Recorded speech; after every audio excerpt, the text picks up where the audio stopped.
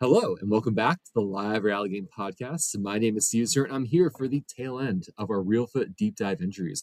But joining us at the final say of the season, a person takes 12 votes to oust in a single tribal council, is Larissa. Larissa, how are you doing? Good. I didn't even know it was 12. That's crazy. So I was going back and forth, because the last 6 votes was a verbal votes, and so I had to go Right. the Survivor Wiki, and they do count those in the Survivor Wiki. So I was like, all right, it's not 6 votes, it's 12 votes that take you out. So I think is that a record? I don't know, but that seems pretty good to me. Yeah, I'll take it. Hey, that's yeah, needed a nuke to take me down, I guess. I mean, we'll talk about it. What a wild way to go out to. Like you have to walk out. It's like, well, shoot. Like how if I'm gonna go, why not? Like that's the ball of fire to go out in. Yeah, for sure. We can get to that. No, other times you're like, I'd be better if I just wasn't voted out. But like, oh yeah, we'll talk about that plenty. But Larissa, it's been a couple months since we played. How have you been doing? I'm good. Yeah, I didn't have too much time after I kind of after the game I got a concussion and I was down for the count for a Oh bit, wow. and then I ended up going and playing Marooned another season of that. So I was kind of busy prepping and planning for that and then getting back. So I've just been all over the place, but I'm excited to deep dive now. Because you played a previous season in Marooned, right? Yes, I played season three, and then we did returners. They had like one tribe of returners. It was 24 people. It was kind of crazy, but they had one whole tribe of returners this season for season four. So I went back for that. How many days was that? 5 days? I think the whole thing is 6 days, but they Okay. make you camp on day zero too. So yeah, like roughly six. It's definitely Okay. less than Reelfoot though. Still 24 players. You're clipping along to limit people at that speed. Yeah. Oh, for sure. And I think that's actually one of those things that I mean I can talk about this a little bit later too, but I that was my only other big LRG. And going into this, the 2 days of downtime when you're just winning rewards and stuff changes the gameplay so much. Like it really affects everything how it's kind of slow to start, I think. I'll definitely want to dig into that. Something that is something that is so unique about Reelfoot as a whole is that there's significant time at the beginning, but also you still need to move. There's you have to figure out how fast you want to move. Too fast, people get paranoid. Too slow, stuff forms around you. You don't realize it, and trying to figure out that speed of the tribe is kind of one of the hardest parts. I feel. Probably, yeah. And so a comment from Storm, again, the craziest exit I've ever seen. So can I confirm Larissa's icon for that exit? That's not what I was going for, guys, but I guess I'll go out with a bang. Well, Rather not go out, but versus Parker has informed me. I didn't realize this. I was the first one to ever be voted out with an idol in my pocket. I'm like, I don't think I wanted that designation. I don't think I wanted to be that person. Oh no.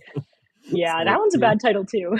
Oh, you're the yeah, first idiot. And you're like, oh, I was thanks. like, I was really hoping that someone the six seasons before me did that first, but I guess it was me. That's great. Uh, Hey, that means you had an idol though. That's an impressive thing. I've learned that you should play idols, but what I mean, Logan apparently the second person's Logan, so I'm like, oh man, you're in good company, Logan. I'm so sorry. That's funny. So so I guess let's talk about your road to Reelfoot. How did you learn about Reelfoot, and how was the application process for you?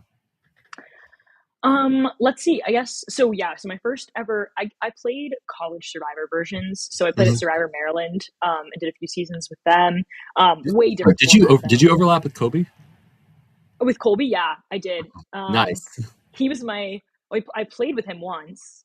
Mhm. Um, oh wait, no, I technically played with him twice, but I never was on the same tribe as him.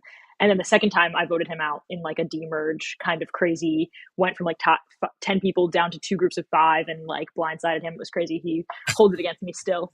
Um, but yeah, I have played with him, which is so funny because now we're both like probably the only people that have kind of entered the LRG world post that, which is super interesting. So yeah, Yeah, because I got to play with Kobe in a 1 day game, and then Kobe played last year in Reelfoot, and right, so yeah. I'll be excited to see whenever that season does air because I am behind. I've not seen the last season of Survivor Maryland, and I need to catch up on it.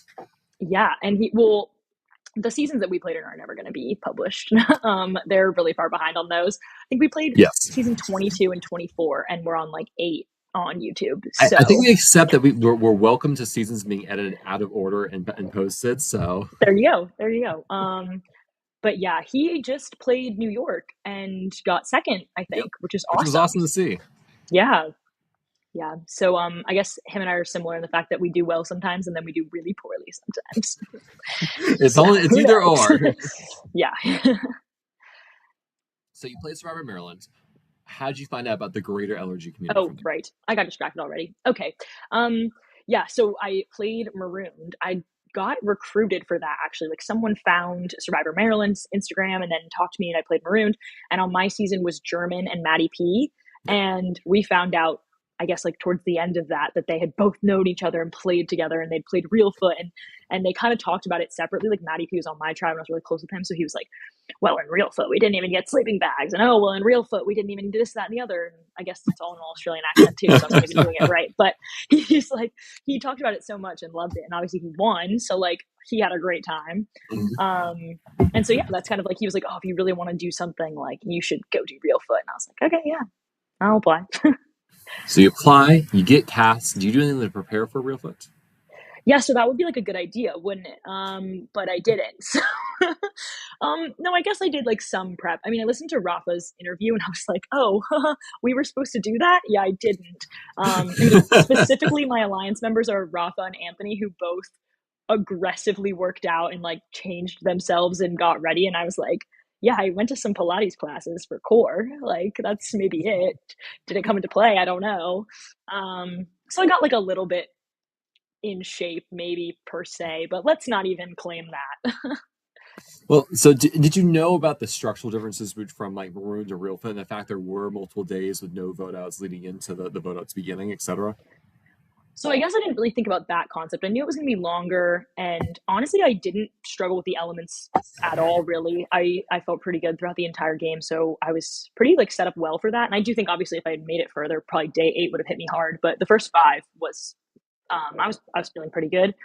But as far as like the 2 days of downtime, I knew about it. I just didn't know how much it was going to actually affect your strategy. I kind of just was like, oh, that's so fun. No one gets voted out immediately. That's so fun. We get 2 days to do all these things and everyone feels included because we get to do all these challenges. And it's not like someone goes home the first day, which just in an LRG perspective is like, oh, that's so fun that we all get to play. But I didn't really Yep. think about the consequences or just like the changed strategy that you would have to deal with of the pace of that game because it's so slow and then so fast and kind of having to balance that building those relationships, but you can't say names. But then when you have to start saying names, you have to already be 5 steps ahead. So it is a very complex dynamic with those days.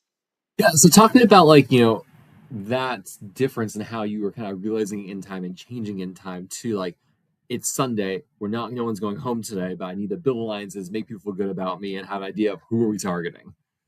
Yeah, I feel like that was maybe my entire downfall is that I had 2 days Really? to make friends with everybody and I became friends with everybody. And then everyone noticed that. And I was like, oh, my bad. Didn't realize that we all thought that I was close with you because I was, but you can't work with everybody. And then I guess, okay, so we get there and the first kind of like relationship is Aaron's bringing me in and talking to me about wanting to work with me, which I was like, this sounds great. And then Aaron was like, and you're in an alliance with Eric and Sam. And I was like, okay, sounds good, great.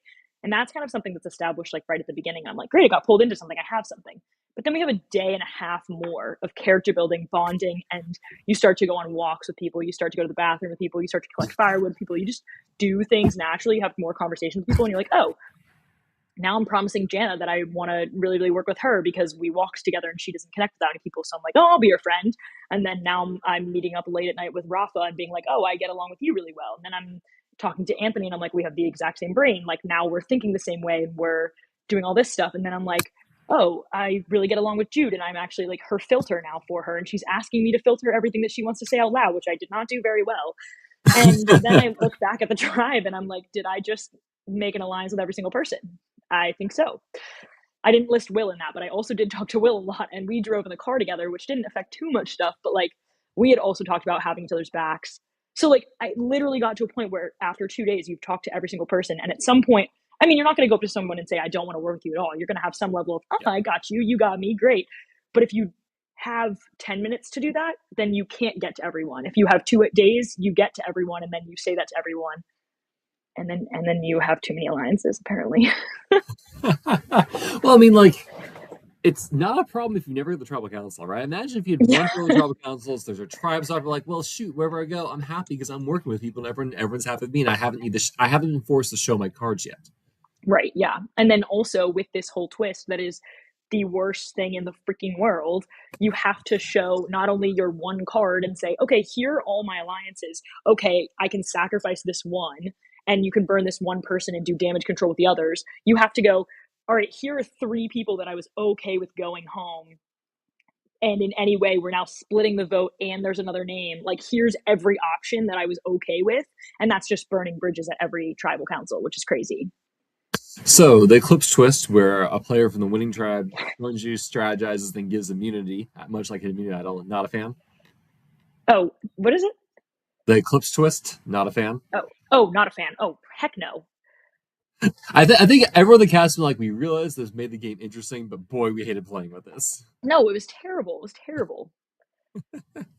So, I mean, what's the solution? Is it just knowing, like, I just gotta be like trying to figure out like who I am and who I do not want to be friends with? Or I just need to be standoffish to people, or just realize like you're gonna make a lot of friends, you're gonna burn bridges, but you have to like really get a core group tight so it's not gonna hurt you when you burn those bridges. I mean, I guess the honest answer is that I didn't figure that out because that's exactly why I went. I think that was the exact thing of I had these two combating alliances kind of. I know Rafa talked about being like in the middle of those two, but I feel like we all kind of felt in the middle of those, or at least I also kind of had this thing going on with Aaron and Eric, and then I was really in the middle of it. And as Sam was being the other name, I was actively burning that group every round. And then also she was getting saved, and I was trying to make it separate and separate kind of her from that alliance and just be like, oh, I'm just going for Sam because that's what everyone else is doing, not necessarily I'm burning this alliance. But you are inherently burning the alliance, and you can't have that many people. And I think that my lack of damage control in that scenario is exactly why people realized where my true allegiances were, and that's what ended up being my detriment for sure. Because you needed Sam and Aaron, and to an extent, like Leah, I suppose, to really think you were much more in their courts than you actually were, right? I mean, I don't think at any point Sam was going to know that I was in her court, and I don't think that I would have had to be. But I think as far as doing damage control with Aaron and Eric, who I also felt very close to, and Eric and I were saying that we were each other's number ones from the beginning, that like I wasn't doing damage control there with, oh, okay, you're my number one, but your number one is my number one enemy. Like, I think that's the problem there. And like, I won't say that like I was the sole, like, I won't say that Sam is my number one enemy, but like in the context of this Eclipse twist, that was the name that was thrown out post the Jude vote. Like, that was the main target of the tribe. And so if I'm bandwagoning in with that, but that's my number one's number one, then that's a pretty bad move, I think. Well, so let's kind of talk about. So we'll talk more about how these evolve, but let's kind of talk about the start of the game. You arrive on site. You're seeing the cast all align. Is there anyone you recognize or know of in the cast? No, I didn't know anyone. It seemed like everybody else knew someone. I was like, what the heck is going on here?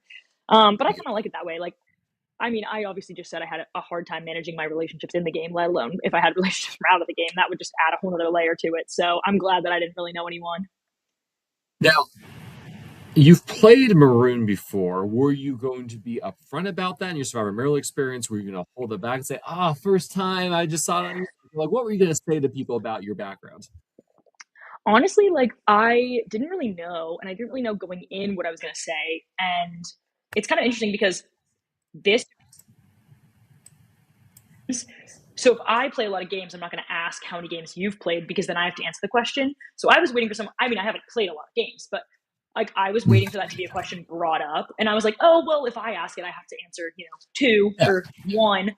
But everyone else seemed to also not want to ask that question because if someone, say, like Leah asked that question, she would then have to answer with like 17,000. And so I think that it was kind of like a taboo question that everyone just didn't bring up. Like everyone was like, oh, what do you do? What do you this? What do you that? But like, unless you were outwardly vocal that you'd never played before, like I think Rafa had talked about never playing. Anthony talked about never playing, which was true. Jude had talked about not even knowing what was going on at all. So unless you're outwardly vocal about that, everyone else was kind of just like, oh, okay, well, that's cool for you. Like, I'm not going to share really, but it was never like, oh, I wonder why Eric isn't telling me how many games he's played before. It was just like, oh, don't ask, don't tell. I'm not going to talk to you about it. Like, I'm not going to ask. I'm not going to mention it because I have to mention it, A comment from Logan. saying all hail the funniest member of season 14. But okay, I'll stop saying funny things, guys. No, please make this as entertaining as possible for me. So, I am curious about something you were trying to maybe dissemble about. You're a naval engineer, but you end up kind of saying you're a graphic designer. Unfortunately, you kind of talk with Eric first. You come for he knows you're an engineer. Walk me through this career this dilemma. Because I had never, I mean, okay, in Maryland, you're like playing at school. Like, you're not going to be like, oh, I have an exam tomorrow, but it's in a different class. Like, no one's going to lie about their major. Mm. And then in Marooned, I didn't even think about it. And I just said it, and no one really held it against me. I think like a lot of people were STEM, and it was kind of just normal. It was like, whatever. And then in this case, I said to Eric, like, oh, I'm like mechanical engineering. Like, I do naval engineering. He was like, I'm chemical. I was like, okay. And he's like, you shouldn't tell people that. And I was like, okay, I guess I'll lie. And then I was like, well, I already just told you. So like, if we aren't close, you're just gonna spoil that. Now I'm already caught in a lie. And I was like, I don't want to lie about anything because I can't keep up with lying. So I literally never lie because I mean, I'll like withhold the truth or I'll skirt around telling you something, but I can't keep up with my lies and my truths even when I am eating and slept well. Like I'm not gonna do that. It's just not worth it. Mhm. So I was like, dang. And then I talked to him. I was like, okay, I'll be something else. And he was like, yeah, I was going to tell people that I like run a lab or something. He bent the truth on what his actual job was. And I was like, okay, cool. I'll think about it. And then like later I like run it. Like I was sitting next to him. I like tap him. I'm like, I'm a graphic designer, by the way. And he was like, okay. And I was like, wait, does he get, no, like, I was Yeah, like, yeah. I don't know if he already forgot. I don't know if I forgot. Like, apparently he did remember, which is just funny. But then we were like going around the circle, and I was like, okay, like I'm graphic design. And I was like, this will work. And then he gets to him in the circle, and he's like, oh, I work in a lab. And they're like, oh, cool. Like, what was your degree? And he's like, engineering. I was like, you threw it away instantly. You didn't have any. He was the one that told me to lie about it. And then I was like, okay, cool, genius plan. And he blew it within like 30 seconds. I was like, oh well. You didn't have a follow up when they asked what your degree was because you gave them a really nondescript job description. So they were like, let me ask a clarifying question. And he was like, dang, here are all my cards. And I was like, okay. Do It's you just wish funny because you that was his advice. Like, I don't know. do you wish you just said, yeah, I'm an engineer and just run with it? I mean, I pulled off a lie because then all the focus was on him. But I don't think this group. Well, actually, they really loved that Julian was an engineer. They Mhm. loved talking about that. They're like, he's an engineer. He must be really good at. I mean, he was really good at puzzles. That's separate. But like, they loved talking about the fact that he was an engineer. And then I chuckled to myself every time they said that because I was like, he's like so smart, guys. Like that's crazy. Like couldn't We be should vote him anyone. out. What? Like, so then I was like, oh well, at this point, I've already made my one lie of the season. Let me just lean into it because it's funny. So uh, engineer. a shout out from Danny saying, "Hey, hope you're well." It's a quick shout out here. Exciting. Um, so you are put on Danny. the you are put on the yellow Intaku tribe, and you learn the season theme is dreamers versus doers, and you are a doer. Do you agree with that designation? Yeah. To start, when they were telling the story about it, I was looking at our little buff and it was like a sun. And when they were describing dreamers, they were saying all these like things about being positive and being like whatever. So I thought it was like optimist versus pessimist. I don't know why you would do two tribes like that, but I was looking at it and I was like, and I'm looking at my yellow buff and I'm like, who the hell here thinks that I'm an optimist? Like they were describing dreamers and I was like, I I guess like I mean I am like positive, but at the same time like no, like if I had to pick one of them like and then they described it again and I was like, oh wait, no, it's dreamers and doers. I'm definitely not that one. That makes sense. And not for lack of like that I'm not a dreamer because I am like I do have whimsy in my life, but maybe not per se as much as the rest of them. But I definitely have doer. Like once we were out and we were sitting down with all of the pre-merge people, like me and Vito had this ongoing joke of the fact that that I was so doer and he was like I could never be that. Like me and Jana were running around asking every single prod member what we could do to help them out with something just to like do something, and Vito was like sitting back in a lawn chair like, oh, it's such a nice day out, and we're literally like running circles around him being like we're bored. Like it was so dreamer versus doer. It was so funny. And then I was like, yeah, okay, I'm a doer. So you win the opening reward challenge. You get to your new camp. Talk me through those opening hours of the game. What are you doing? Are there any important conversations you have? Who are you clicking with?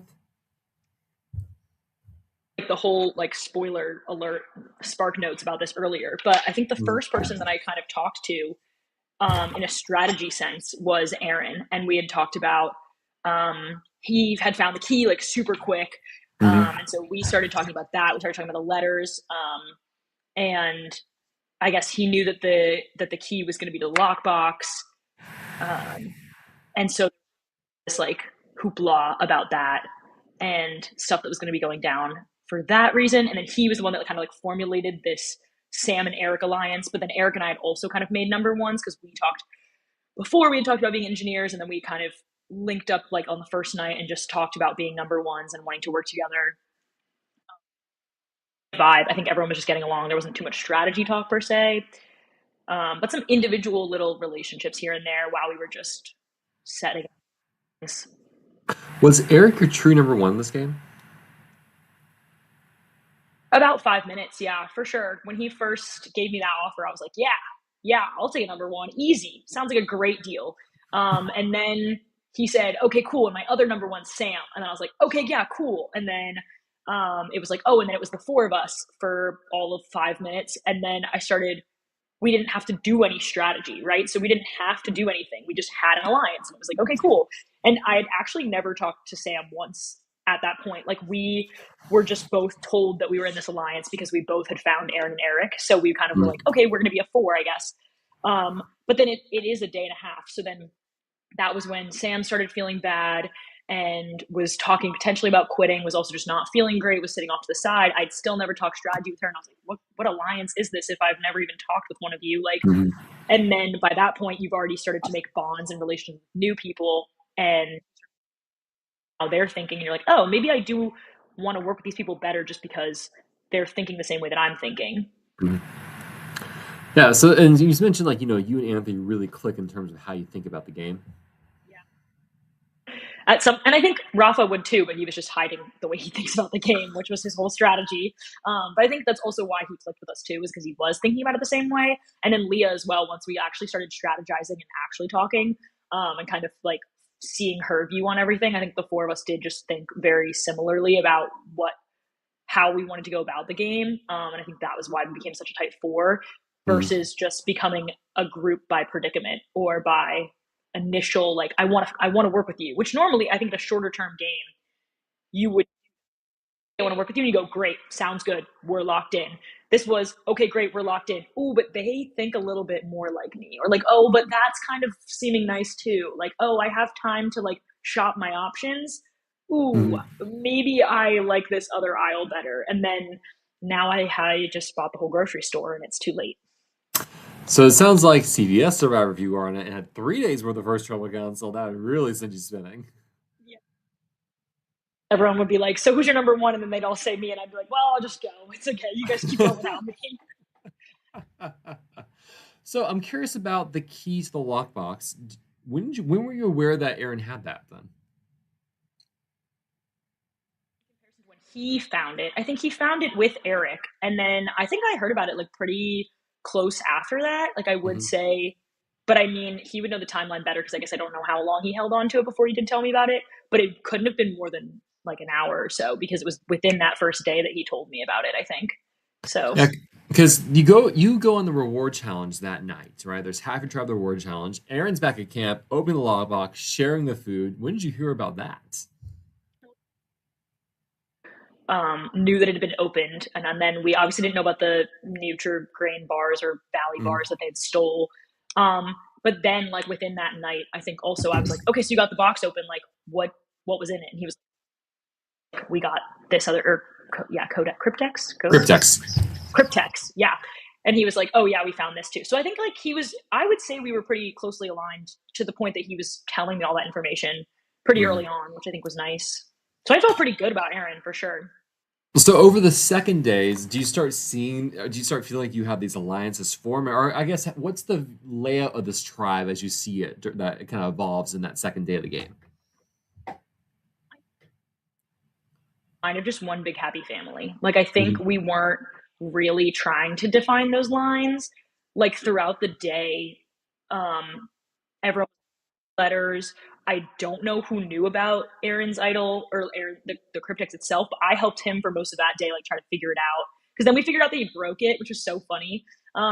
Like it broke off, and we were like, but we know the word. So then we had to send Prod to like go run up the hill and then come back down with it. And then Aaron did like a confessional with it, and I was like lurking in the bushes, being like, "Did it work? Did it work? It worked. Like we got it." And I was like, "Okay, cool." Like, so I feel like I was very, at least I felt like I was involved in that process. I don't know. He can fact check me on that, but I was pretty involved in that, which was nice to kind of know where everything was. I guess there was only one thing, but we knew where it was. Mhm. As far as like the tribe dynamics, though, I feel like it was pretty chill because people were just looking for the letters, trying to figure it out, trying to figure out what it meant, and how we all thought it had something to do with the other tribe. And like they must have had something that our word unlocks their thing because there's no thing here. And I was like, yeah, sure, but help us find the word because we do have the thing, but you don't have the thing, but we have the thing. And by we I mean Aaron, but like I'm helping him, so like please find the word for us. Yeah, sorry, go ahead. Talk to me a little bit about Jude, because you say at some point you get appointed her interpreter. Her, she said, can you please be my filter for me? Okay. Ask me every time she wanted to say something heinous, and I would have to approve it or not. Which you can assume that if you have to ask someone if what you're about to say is okay to say to a lot of people, you can probably assume it's no. Hmm. But then I got to a point where I was like, just say whatever you want, dude. I don't freaking care. And I think that's the point. Well, when people were saying like in their interviews that she was rubbing them the wrong way, I was like, that was like half of her personality. Like I filtered out the other half. You're welcome. But that did get quite tiring to say the least. I mean, I love her so much as a person. And once we got out and we were even on redemption, like we bonded so hard because I think she was just very in that scenario. So it just went so crazy. But post that, it has been very nice to not be her filter. So And you mentioned Jana. What you talked to her, and she kind of mentioned, "Hey, I'm not really connecting with other people in the tribe." to go get firewood one time on the first or second day, and we kind of did the whole dance of like, oh, like how are you feeling? Oh, I'm feeling good. Oh, like what if we feel good about each other? And then it was like, oh yeah, and she was like, yeah, I don't really know. Like I don't think I've gotten too many legs. Like I'm kind of just hunting for firewood and this, that, and the other. And I was like, okay, yeah, cool. Like, well, we can, look out for each other. And she was like, okay, yeah, great, sounds good. But I don't know if that went like too much further than that. But I just think we were maybe playing the opposite game where I was going a little too fast and she was going a little too slow. So I think she just didn't Mhm. too quickly. And I don't know what her prior game experience is like, but she's done a few different things and I think she's played a lot. So like, I just think that we were both playing different strategies from other games that weren't necessarily this game per se. I mean, I'm jumping gun. I think the tribe swap is what do you, and I think an actual tribe swap you would have been great in. I think leaving you alone in this tribe was what great for Rafa, bad for you. Yep. It came back with that. I was like, oh, same tribe. Ooh, oh, same tribe. I kind of like everyone here, and everyone likes everyone here, and we kind of decided that we're a pretty solid group. Why would we not swap around so we have some people to pick off? Like, I think that would be the most ideal. And we also knew we had the mutinies. We knew that we had two mutinies going into that tribe swap. And we had talked about doing a swap where we would like take a few people, screw over two of us, and then bring them back over. Like we had Yeah. talked about this whole plan in the tent.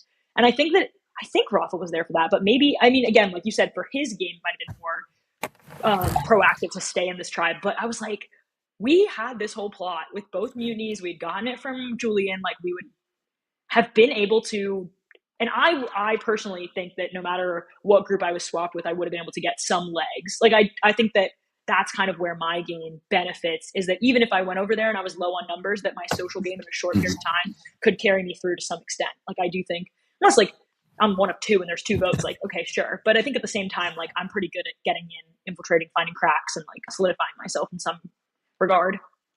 And I do feel like Rafa was in the most trouble after you went home. Like, had you on another tribal council, I mean, him and Anthony, I think, would have been the big targets, and he might have been in trouble. So, but we'll get back there eventually. I'm curious. End of day two. Can you rank the players in your tribe from most to least important in your game? If it's too hard to rank, you can do tier lists as well.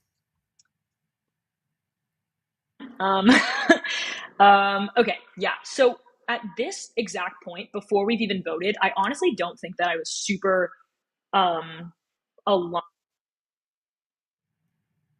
Hey Larissa, you're kind of cutting out at times. I just missed everything you just said. I don't know what went wrong with the mic. Do you want to start that over?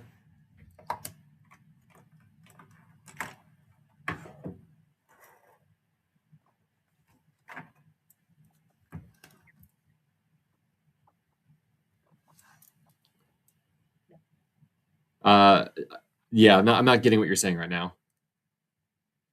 How about now? Is this better? Yes, that just worked. I'll just keep going and cut me off if you lose me. Yeah, Um, occasionally, like it's been missing the first word or two you're saying, then going from there. But you're good right now. Yeah, I just missed everything you just said. oh no. Okay.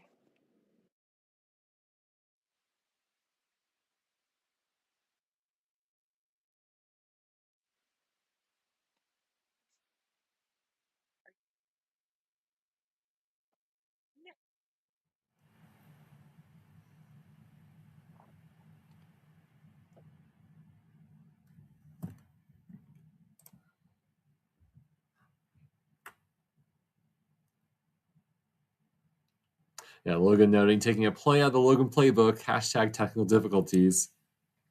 It Is that any happens. better? All right, say something else.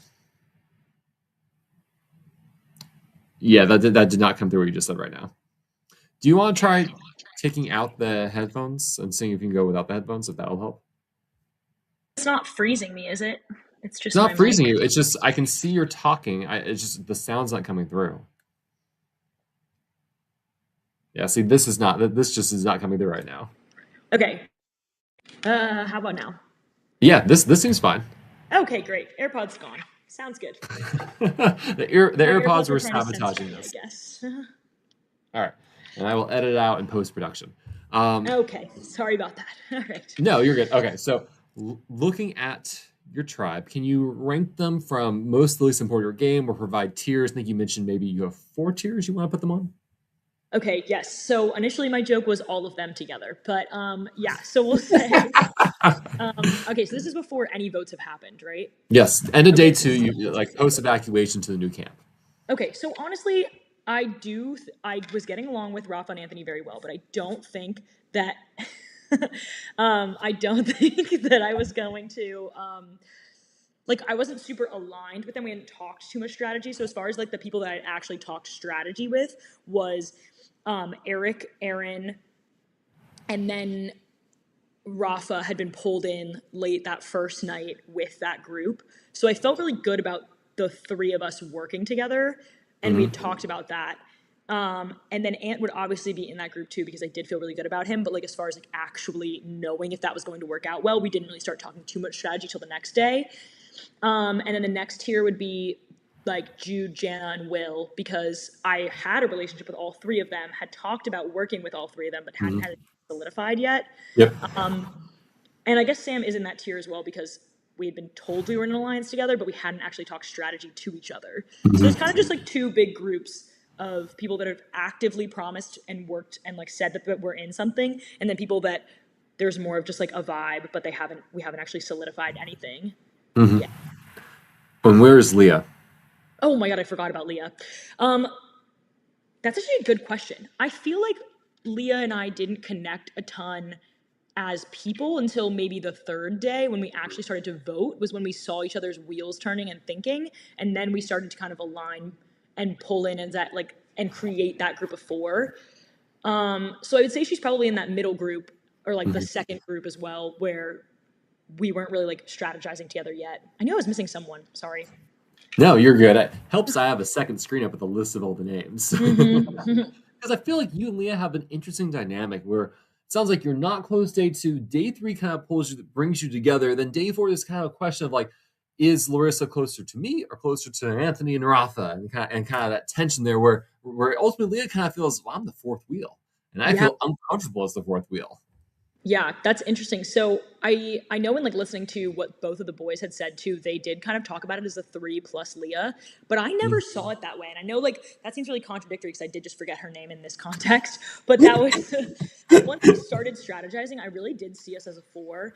And if anything, I saw it as me and Anthony and then a four, because me and Anthony were the ones that were strategizing more, and Rafa like wouldn't strategize as much, but that was his plan, obviously.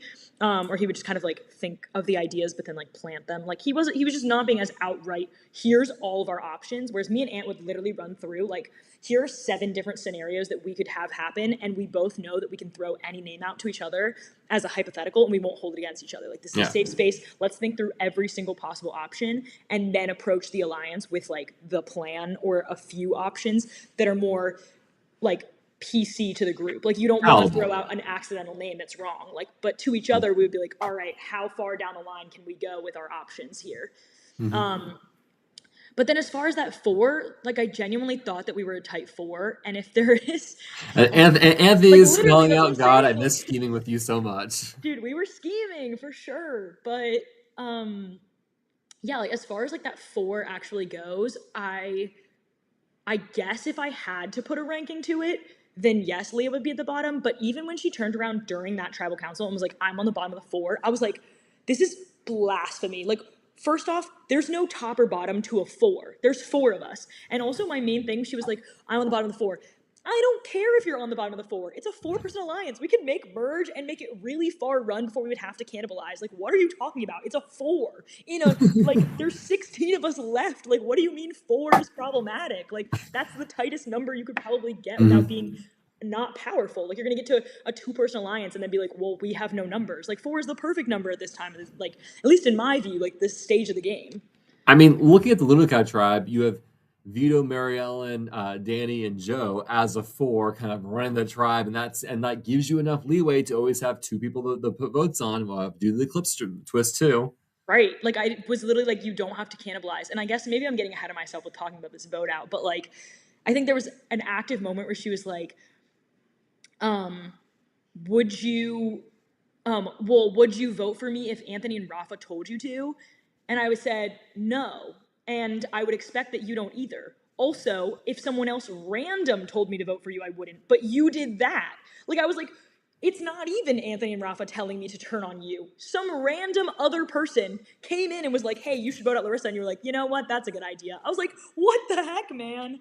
Like, that wasn't even cannibalization. It was just like a prompted idea. And she was like, yeah, that's a good idea. Oh, God. I mean, it worked out for her. And it was a good, successful way for her to crack the game open for herself. So I do, like, respect the move. And I get it for her. But at the same time, like, in my mind, I was like, you also had this route as well. If that's not the game you wanted to play, like, I get that for her. She didn't want to play the 4 alliance, but you totally could have. Like, it wasn't going to cannibalize on you anytime soon. And so, end of night 2, you're evacuated. How are you feeling at this point in time? Are you feeling good? Are you feeling antsy? Just like, I just want to vote out half these people at this point. Maybe not half the people, but like, I was ready to get moving. Like, for this exact reason of I've formed these initial relationships, I formed these secondary relationships. I'm now starting to form the tertiary level of relationships, and I'm like, all right, we need to start doing things. One, because every relationship, every talk we're having is so fluff. Like, we're having strategic relationship conversations to some extent, but nothing is, I need to see you vote with me to trust you. Like, you could lie, you could say anything you wanted to me right now, and I could say, yeah, 100% we're together. But as soon as I start seeing votes come out the way that you say you're voting, like, that's the only thing. That's all you have is your vote to have your word. Say, I'm going to vote this way, and then you do it, and then we're good. Like, now you've proven yourself. So at this point, we have a lot of fluff, and we have no proof of anything. Had you heard names thrown out? Did you have names in mind of people you wanted to push already? I mean, I think that the obvious was that Sam was saying that she wasn't feeling well. She, the second day, was feeling so ill, had thrown out the idea of quitting or of getting medevaced potentially, and she was throwing up, couldn't even keep down rice. So I think for like that, not even for like tribe strength, but just for in general, she's not feeling great. Like, why keep her around if she already is tempted to quit and this, that, and the other? And then the other one was, is Jude starting to piss people off yet? And I was like, yeah, but isn't that kind of a nice target to keep around? Because she will always continue to piss people off. Sam might start feeling better and then strategize too much. So, like, maybe that's a better move than keeping Jude around, who's always going to be a target. In retrospect, who was the ideal first boot from this tribe for you? In retrospect, I don't even know. Probably still Sam, but she was going to get saved either way. So I Yeah. guess Jude was a fine collateral at this point because Okay. she was the one that I had like a not as strong working relationship with. Hmm. And it did get to a point where I was like, I'm actually kind of sick and tired of being a filter for someone. That's not the most fun job while I'm out here. And I didn't want her to drag me down that I was like her bestie while she was going crazy. So, but then again, I mean, I don't want to like jump pile on Sam like Yeah. that no matter what she should have gone because I don't think that's necessarily true in all scenarios. But So day 3, you win that opening mini challenge, and this is when you learn about the eclipse twist. Now Jana goes over. Ultimately, Garrett is the first one voted out, and then you lose that second mini challenge in tug of war. Um, that's kind of like that's kind of like when the game kind of begins is when you lose the challenge. Like, all right, now it's open season for strategizing. Talk me through that first round. that's also another point that you mentioned about Jana going over. Who did she save when she went over? Joe.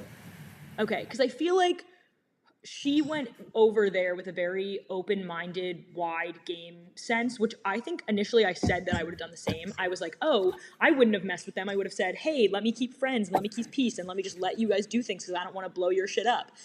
But then I think that the blue tribe was like, let me blow your shit up. And then I was like, well, damn, like, let's blow yours up then. But by that time, it was like too little too late. So I Yeah. do kind of wish in retrospect that we had been like the first ones to pull the trigger and be like, no, we should go over there and like fuck them up instead of being like, oh, no, it's okay. Like, We're all friends. just be nice to them so that they don't get mad at you later in the game. It was like, no, we should have just done something crazy because then they decided to do it first.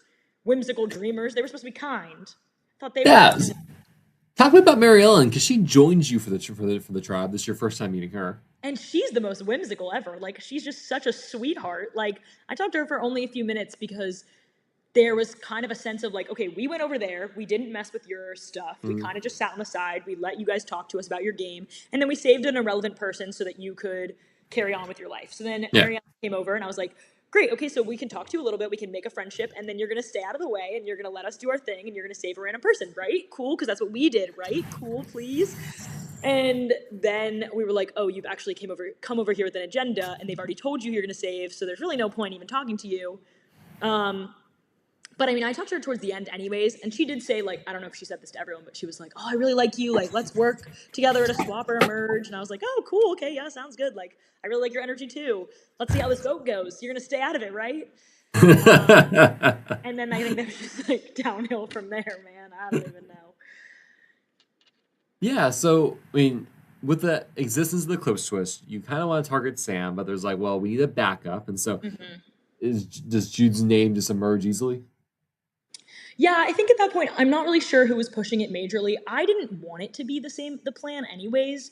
I think the biggest thing that was her downfall was she had had that mutiny advantage, held on to it, and didn't tell anyone about it.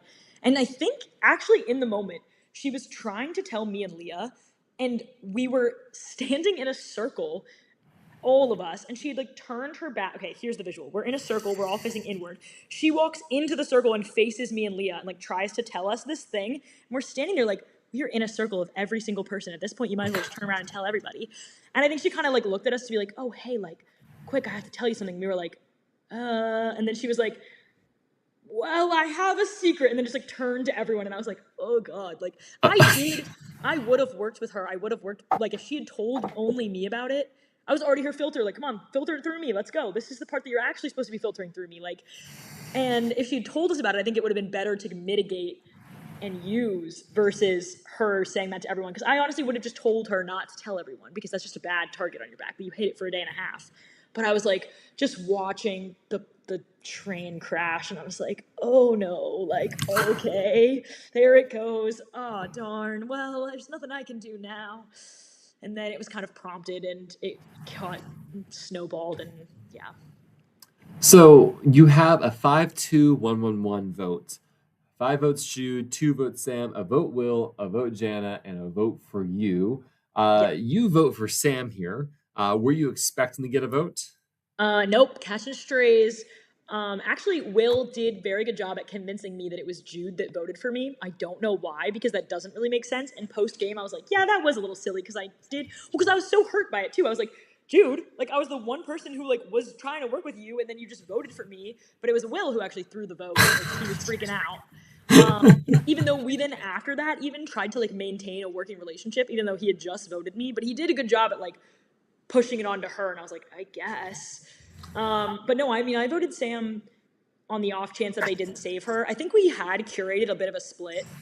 Yeah. I can't remember exactly, but I also talked to every single person, and I was like, I'm okay doing Jude this round. I do like her. I do have a working relationship with her, but then can we please do Sam next round? And they were all like, yes, yes, it's fine. Just let us pass this one round. Then we'll do Sam. And I was like, okay, cool. Sounds good. Come to find out you can save the same person 3 times in a row. I really thought that wasn't going to be a thing because that's obscene and a crazy powerful twist. Like, the dreamer gods just get to pick one person to make it all the way to the merge, and Mm. you aren't even allowed to sit out of a challenge back to back. I mean, what are we doing here, guys? What are we doing? I think general consensus, if there was one way to change it, it would have been preventing the same person being saved back to back to back like Yeah. that. This is just like, there's a pun in there somewhere, but it's not even like an eclipse. It's just the infinite Sam idol, which like power to her. Like whatever game she was playing, whatever relationship she was working, like it worked so well for her. And obviously she won from it. So like the Sam super idol is immaculate for her, but a detriment to everyone else's game, in my opinion. Fair. I mean, I think it's hard to know if Sam would have fully survived these 3 tribal councils. I get a mixed sense from players. Some people say, ah, she Mm-hmm. probably would have gone through. Other players like, nah, it's like she would have been clipped by at least the 3rd one, at least. It's hard to tell per se, but I mean, she certainly didn't like it either. Oh, I can tell you 100%. that.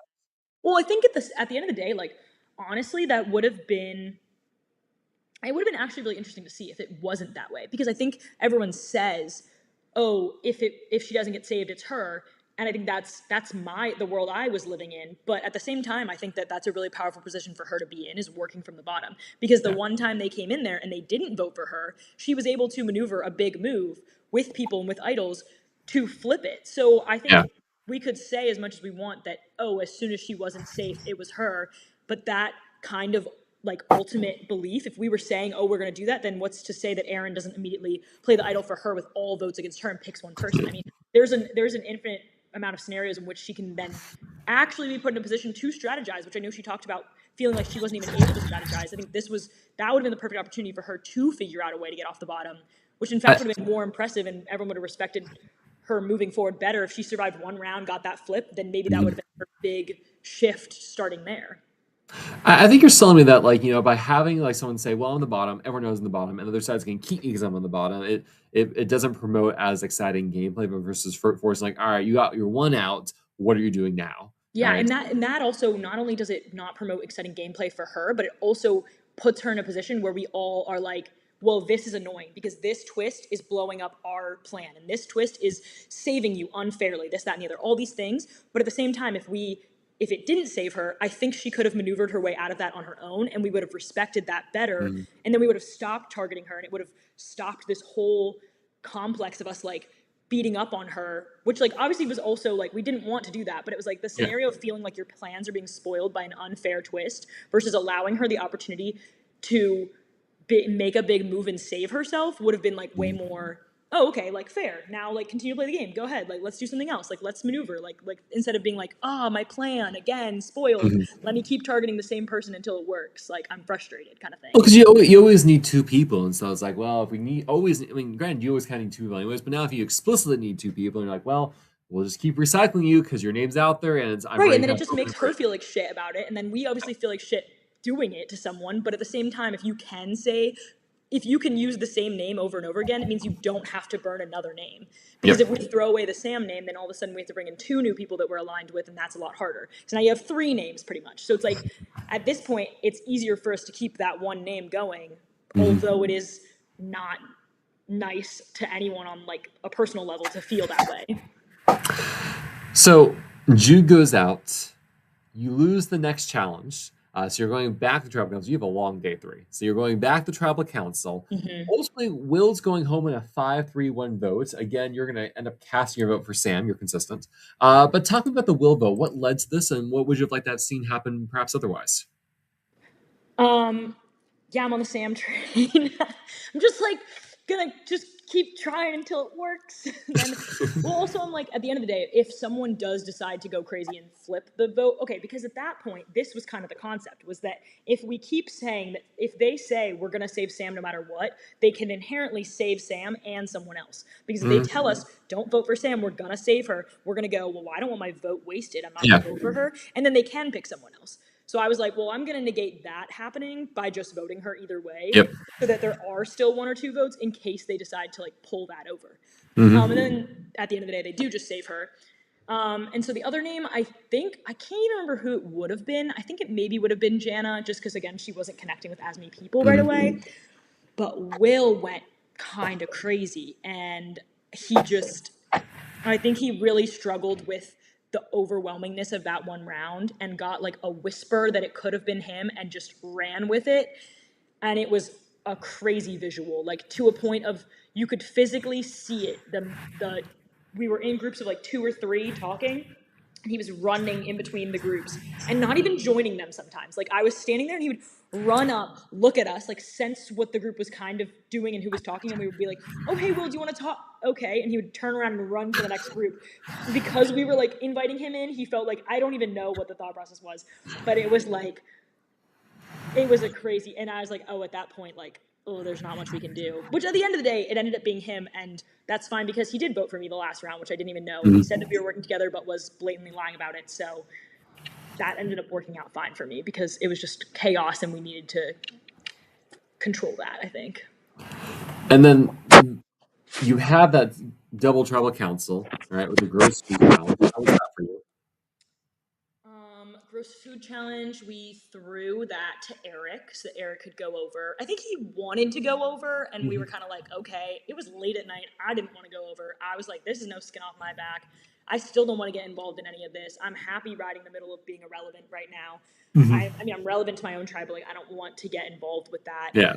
I think it was Anthony's idea mostly with Eric to do that. And like Rafa told me about it, and I was like, I don't care. Sounds good enough to eat food. Like, I ate my sardines. They were very good. I had extra sardines. And then, okay, food challenge. What the heck are we doing here? You're telling me that sardines is the lowest level. Sure, yeah, I agree. Next level's cat food? Like, no way. Cat food is the top tier. What are we doing here? Like, the gizzards and lizards and whatever, like, that you eat, normal people eat that. That's the next tier. And then sauerkraut, normal people eat that too. Cat food is the top tier here. Cat food with mealworms on it. Like, that is my cat and my bearded dragon's food. I don't have one of those, but, like, that's what that would be. And I guess there was cockroaches on the sauerkraut, but like bugs, like whatever. And also, side tidbit of the fact that it was not vegetarian or vegan, and we did have 2 of those, was insensitive. And apparently, this is the second and if not third time that a vegetarian didn't compete and then goes home. Not at all why we voted out Jana, but crazy predicament. Let's get some non-vegetarian things in there. Like sauerkraut first could have been totally fine. Normal people eat that. Oh my god. Craziest challenge ever. And I did eat my cat food. And then I can't How remember did it who it taste? was, but someone was giving me shit from behind the camera and was like, Larissa picking at her cat food. So I like made eye contact with Karen, like picked up another piece and was like, I'm still eating. Because I was just hanging out with, I think it was Ant was still working on it, or Eric maybe, and I was just like helping hang out for fun. Because we knew we were throwing it. I was like, ah, whatever. So Eric wins. He goes to the other side. Vito comes to your tribe. And this is the Yeah. Jana vote out, which is pretty unanimous, right? So Sam is eclipsed again. Leah catches a vote, but Jana goes home in a 6-1 votes. Yeah. I think this is the first time I voted Jana. Yes. All right, this is the first time I didn't vote Sam, which I thought I probably should have used that and ran with it a bit, being like, look, I didn't vote you out again, but it doesn't have too much legs when it's like a unanimous vote like that. So I guess it wouldn't have meant too much to anyone, but I think there is a story of where you should just wrote Sam's name down at every tribal council and things would have been better for you. yeah, I think it would have been really funny. But then it probably wouldn't have gone over well in the tie vote. So then Well, it I just looks like mean, I'm really bad at this game where I'm like, I voted the person that won so many times until it worked, but it never worked and it just got me first. well, except, I mean, at that next tribal council, when it's you all plus Julian, had you written Sam's name down, of course, she goes home and you're safe, right? So, but we'll talk about that because there's some See, so like last there's a decision theory making there. happening. Um, but- okay, so we talked about how Rafa makes the decision and keeps the tribe the same. Doesn't work out. Let's say you had gone and you were in charge of the tribe swap. Who would you put on your tribe? You'd put 6 other people on a tribe with you. Okay, me and 6 other people. This is a good question. I know I should have thought about this, but I haven't. But let's go off the dome. Okay, so I want to put myself in a position where, honestly, okay, so from my tribe, I could work. I think that, like, what, maybe not Sam, because I burned her now twice, but I think anyone would be open to working with me because at this point, Aaron and Eric were still working with me, but felt a little weary. That could have formed a crack, which wouldn't have been great.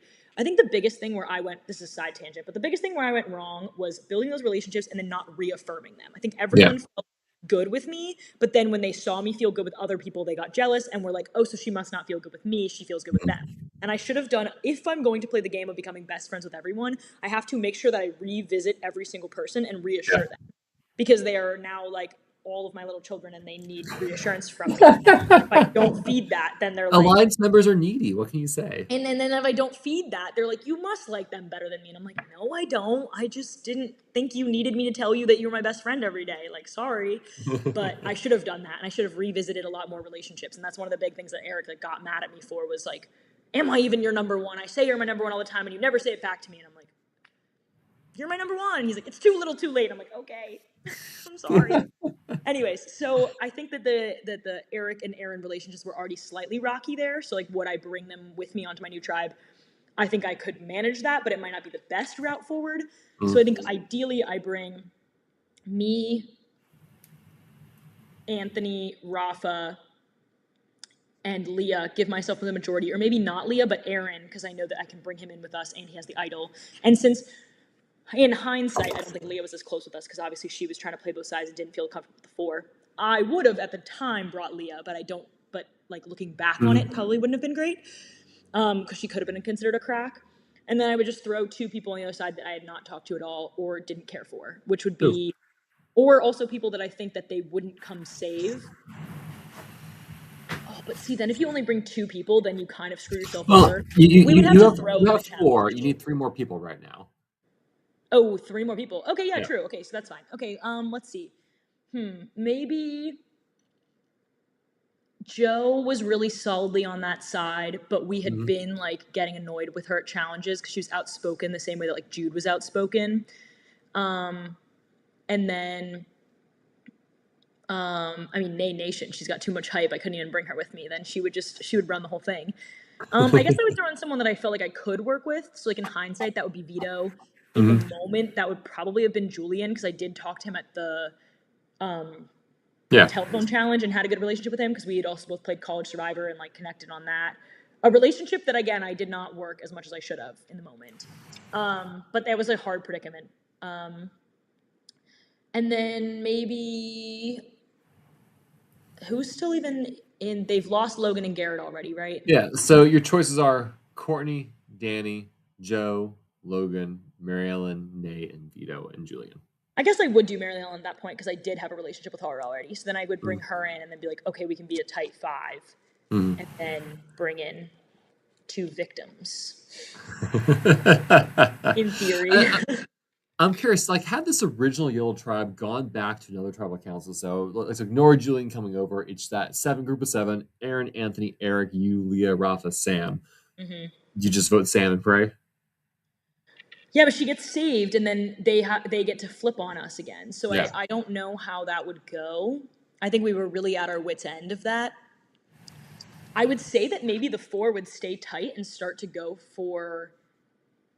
I mean, I think Aaron, Sam, and Eric could have swayed Leah and targeted me, even without the Julian thing being there. But I'd like to say in an ideal world that the 4 of us would stay tight and pull in and maybe do an Eric or an Aaron. Well, not Aaron, but maybe do Eric. Like, I think in an ideal world, the 4 would stick together, and I would have to then do that sacrifice. But yeah, I don't know. I feel like that would have also gotten spicy, and it might have been my time too. That's why the swap would have been so ideal for me, and it just didn't happen.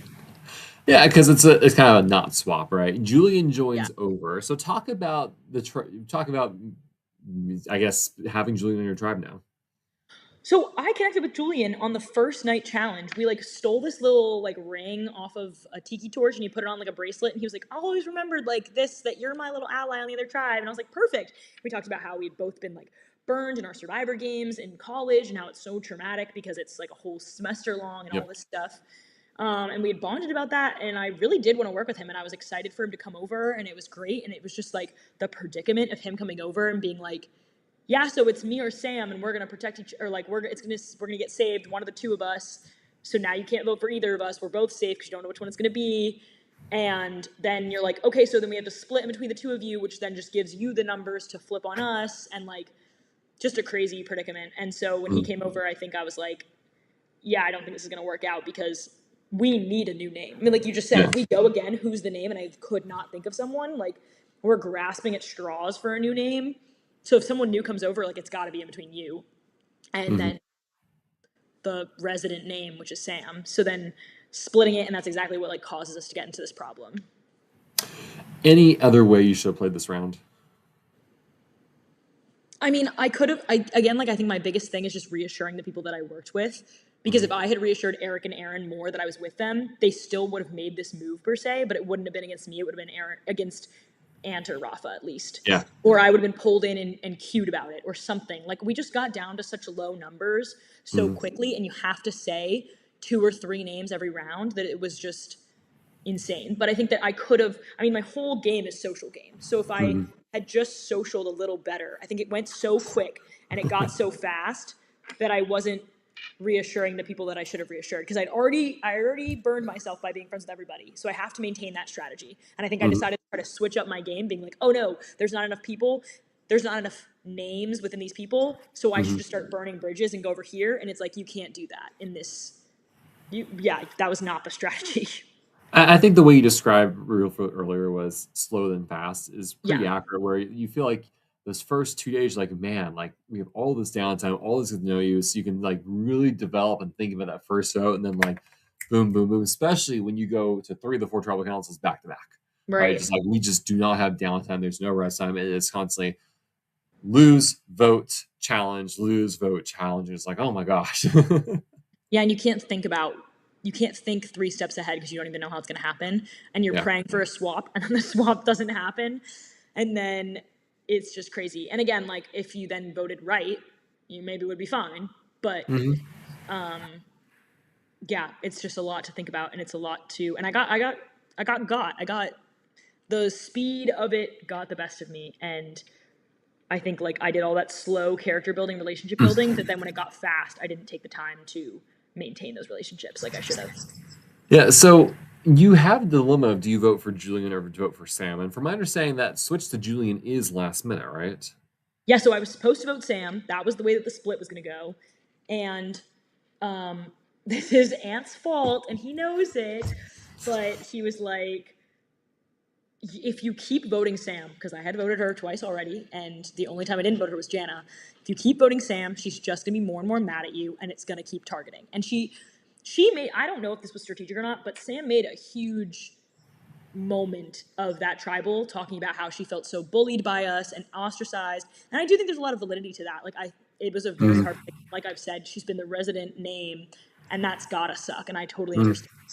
And so I understood what she was saying, but it did like tug at my heartstrings where I was like, dang, like I haven't made efforts to be your friend, which like it is a game. And again, like you Yeah. said, we're going so fast that we don't have time to run around and be human sometimes, which is like a hard Mm-hmm. predicament to be in because you're trying to game so much that sometimes you're forgetting those human moments.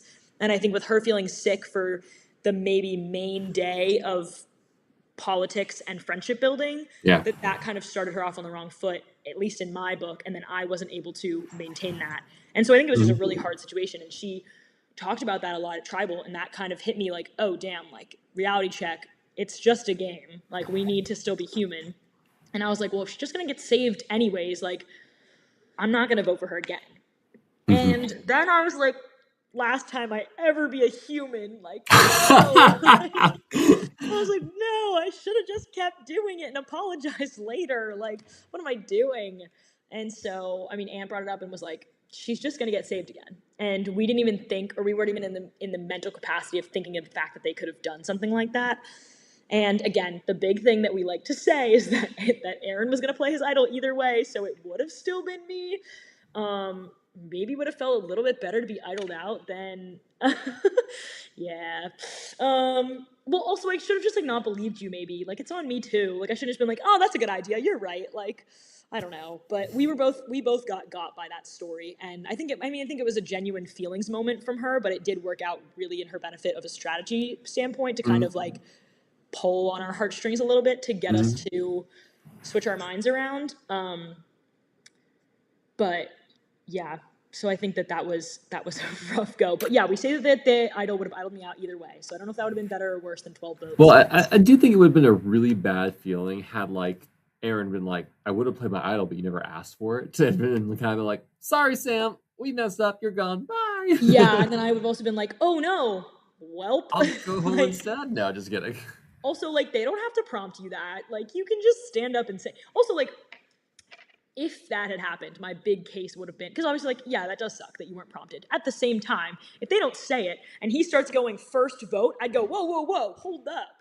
I have something to play. You didn't ask me, but like I wouldn't wait for all the votes to be read and be like, oh no, I missed my opportunity. Like I would have been like, hold the phone, like let's do this. And that's probably what I would have said if it ended up being Sam. I would have been like, okay, you don't have to be asked. Like you could have just played it. I mean, Secret Vote ends up being one of the blind sides of the season because no one in your alliance sees this coming. In retrospect, was there any signs that like this was coming your way, or like it's when the votes revealed, you're like, oh shoot? So in the scramble after that vote, so the vote happens and I vote wrong, and then there's this moment of okay, that's fine. We have the numbers. I just would vote right because I voted wrong. My vote is now when there's two people that their names out, we don't vote because we're voting each other. So I went, okay, well, I voted wrong, but I'm automatically voting Sam. So we're good. We have 4-2. We're fine. And this is actually very interesting to me because in Eric's interview and in Sam's interview, they both mentioned me getting aggressive during this vote, which is crazy to me because first off, like, oh, did I do that? I don't know how that happens. Oh yeah, the word aggressive is so partyful. Come on, guys. But I mean, I took that to offense because I was like, you guys love it when a strong, independent woman has an opinion, and then you always call it aggressive, the same way that like women are bossy and men are leaders. Like, I did not appreciate that. But I was like, it's so interesting to me that I thought I got aggressive when I feel like I got very matter of fact. Like, I was like, well, we're fine. Like, it's okay. Like, hold on. Like, everyone just vote the same way, and I'm already safe. Like, we're good. Like, I don't know how that happened, but I don't even want to think about it right now. Like, we're good.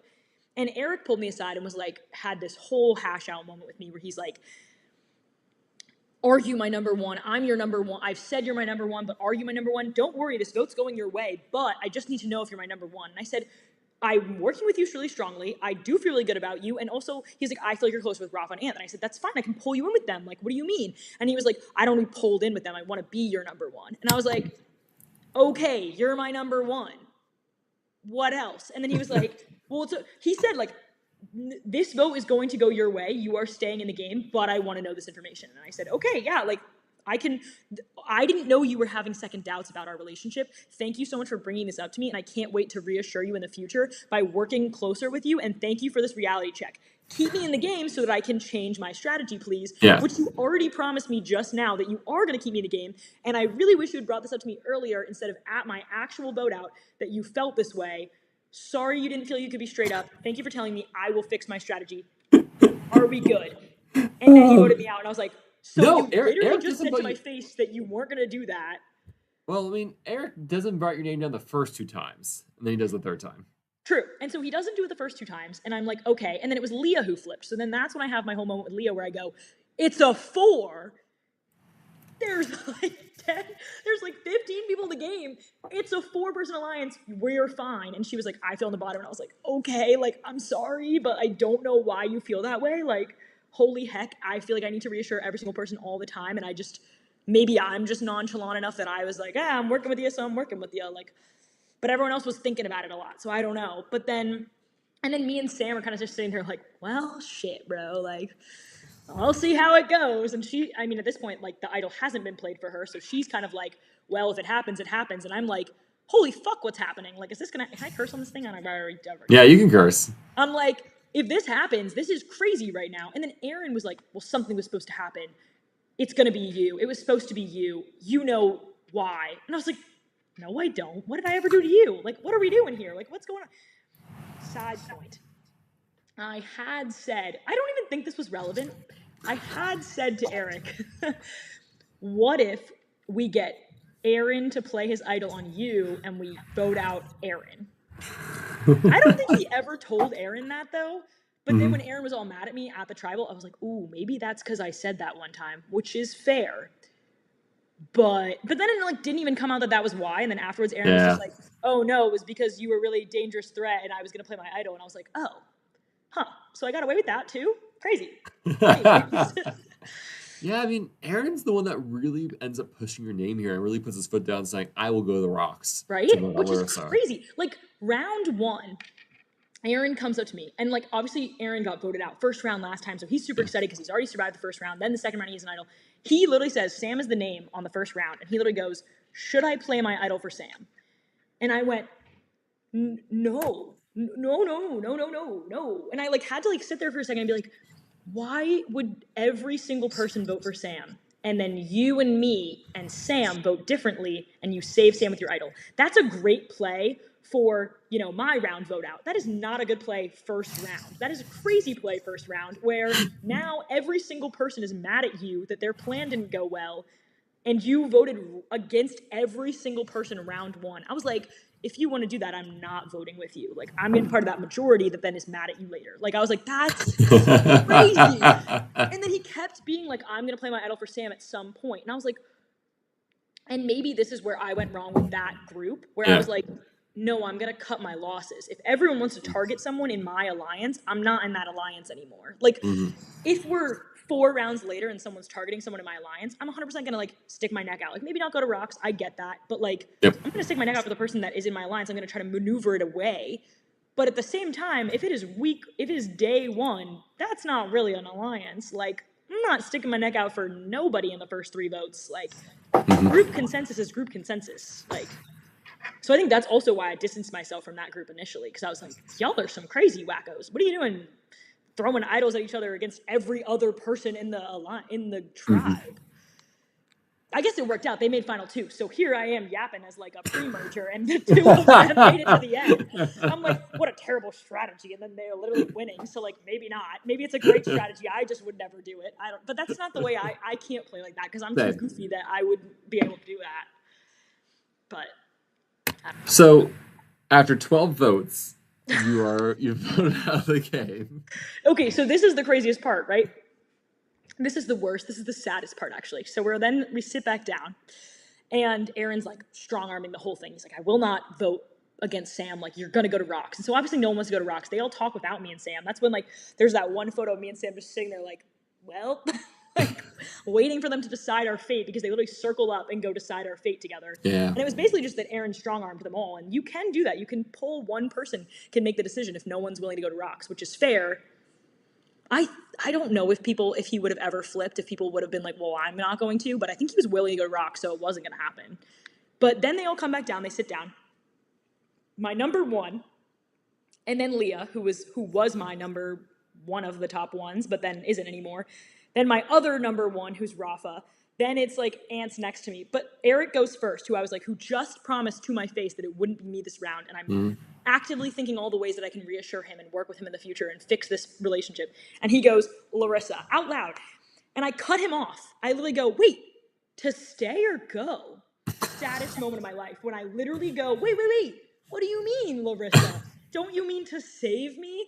And Amos just, I think he turns around. He just turns around and goes, to go? I was like, that's so embarrassing. That's so embarrassing of me that I was like, wait, no, you couldn't possibly mean that. You said the wrong name, sir. No, he said the right name. And then they just go, Larissa, out loud. And I'm like sitting there like, oh no. And I'm like, no one at that point's going to say my name. But I'm like, maybe. It gets to Ant. And I'm like, would you go to rocks for a girl, please? It's like, Larissa. And I'm like, all right, fuck this game. Whatever. Good luck in the swimming challenge. Which I said too, and then they won, so then I was even more sad, and I got pizza and everything, and I had my swimsuit on. Floated out with my swimsuit on, ready for the challenge. It was a sad day. You have some friends join you that day. Logan and Courtney join you soon after Redemption. But talk to me about your experience and time in Redemption. Um, hold on, I need to like calm down after that. That was overwhelming to recount. Being forced to relive it a second time. Yeah. Anyways, um, it was actually, no offense to all the pre-mergers and all of the people, but I did just stand there and cry for a bit, and I was like, I don't want to go over there. That's where the losers are, and I'm a loser too. And then they were like, are you gonna quit? And I was like, fuck no. I just need a minute so that I can like realize I'm a loser, and then I'll go join the losers. And then I like trudged over there. But it's really nice vibes, honestly, because at that point you're not strategizing anymore, which hold on, pause, you actually should be strategizing, because apparently it matters when you try to get back in the game that you should have strategized, because that's another time when Larissa loses a tie vote. But That's right, yeah. The point. Like, me and ties, man, I don't know. I think you have a record for ties as well.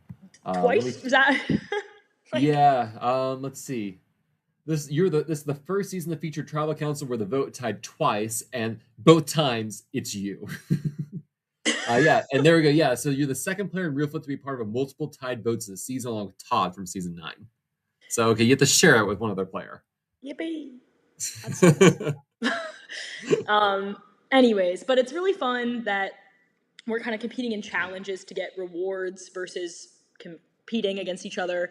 I think the only thing that I think kind of did spoil that part of it is that it did come down to like a relationship vote again to get back in. So it is kind of like you do have to keep playing the game while you're over there, but you don't realize that you should be. And so I think that, other than that though, but like the vibes are immaculate. We all got to actually know each other. We got to hang out. We got to do all these fun little challenges and things that really just make it worth it that you've already gotten out. And you get to bond and you get to decompress for a day, or at least I had one full day. So getting back in, I mean, I didn't want to fully decompress. I didn't want to lock out of the game. I was very much still in it and wanted back so much, especially because I felt more than anyone else like I shouldn't have gone. Like, my majority alliance didn't want me to go. To an extent, only Aaron wanted me gone.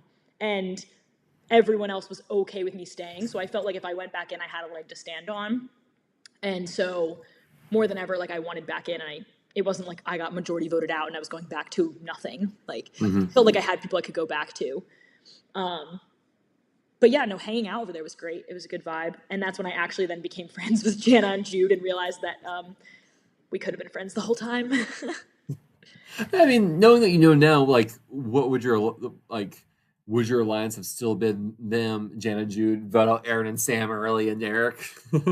I still don't think that I would have changed my strategy too much, honestly, in that early vote outs. I mean, I do love them as people, and once I got to know them, I'm like, oh, this is awesome. Like, I wish, especially with Jude, I'm like, I wish you had played this way. I wish you'd done this. I wish you'd done that. And she's like, I've never done this before. I don't know what I'm doing. And I was like, well, that makes sense. But as far as like, come play Maroon, try again. Yeah, you're like, oh, like. But as far as like actually changing my strategy, I think it was still okay with those first votes the way that they went, because I don't think they inherently caused what my fallout. Yeah. I think it was like other strategy behind the scenes than that. Any other highlights from your time in Redemption? I mean, the Redemption challenge was super fun. Doing that endurance challenge was awesome. I mean, I was never going to beat... Whale had this like crazy strategy where he put his chest on the thing, and we never knew that he could do that. And then...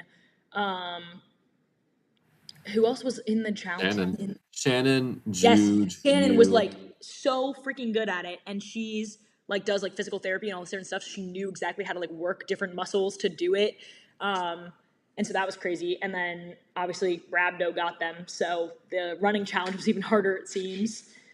And then it came down to the vote, which is the craziest thing. So 2 people are automatically pushed through, and then 2 people are voted, and that's where another like plot point of I should have fought more, or I should have laid the groundwork a bit better if I had known that was coming, because people were really blue and yellow. Even on Redemption, it was very blue versus yellow, and oh well, when we get back in, yellows are running things, so we need more blues to go back in. And I wish I had advocated for this more in the moment, to be like, hey, so why send a dying breed back to their dying group? Like, I could have told you that Joe was going to be right back out. Like, one of the two of you was coming right back out, because you're sending them to a dying group without the numbers. and you are hoping that they're going to overthrow the yellows. And I said, I can't promise you that I'm going to go over there and blow up all the yellows, but I can promise you that I'm going to go over there, get a leg in, get in, and then I can fuck shit up for you. But you have to send someone in that can get Yeah. in.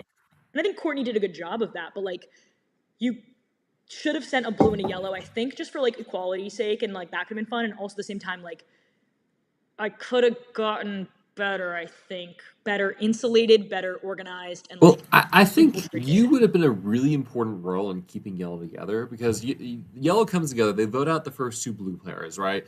Mm-hmm. Joe goes out first, and then Nay goes out second, and Yellow kind of starts imploding from there in a sense, Yeah. and really kind of like the faction start turning on itself, and especially because Leah, Anthony, and Rafa, like kind of that group just doesn't have the cohesion. I feel like you would have played a very important role in kind of keeping that group together more. I suppose. Yeah, and I think that that would have been a really good option to keep that together. And it also would have been a really good option to go, okay, you're already beefing. Here's a number. I'll help you with your beef. And that could have been kind of what the redemption people wanted more, was that Yellow implode. And so they were kind of excited with that.